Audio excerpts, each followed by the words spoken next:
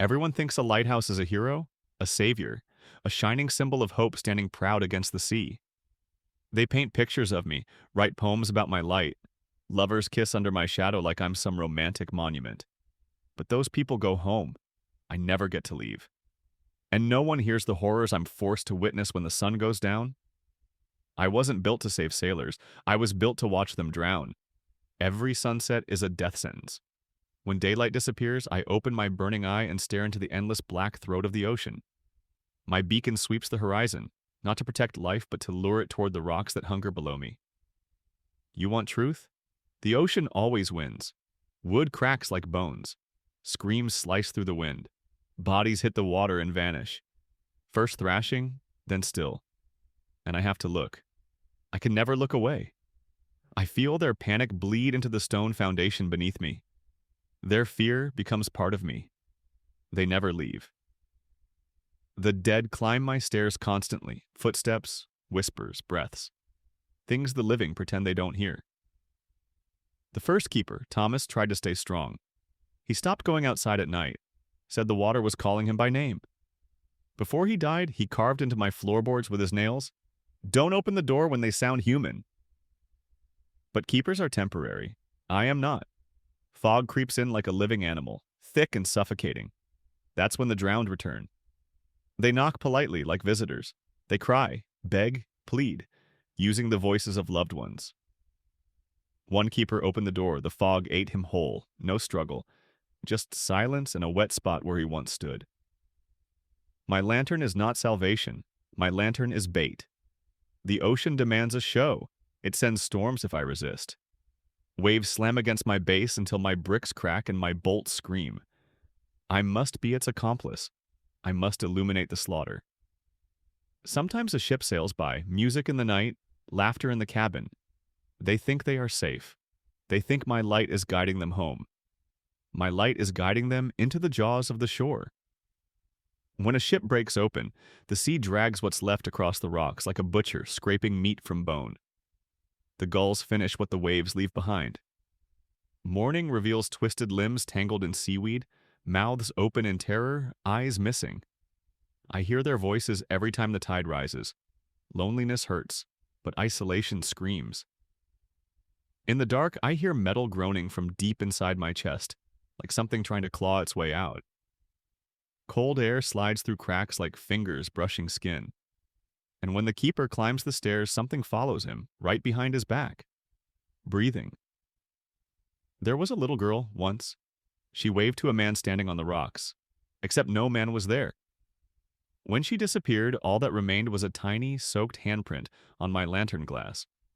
People in the village whisper about me, but they never visit at night. They can feel the truth. I am haunted. Every sweep of my light reveals figures floating just above the water. Heads hanging backward, jaws slack, limbs dangling like puppets. Their eyes glow with reflected light, and they all look at me. They speak inside my walls. Guide more. Feed the deep. Bring us company. One keeper tried to end it. Distraught, he climbed with a hammer, determined to shatter my beacon.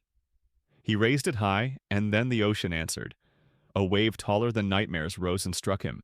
His scream cut short. The hammer clanged down and rusted where it fell. The ocean does not allow rebellion. Sometimes I remember movement.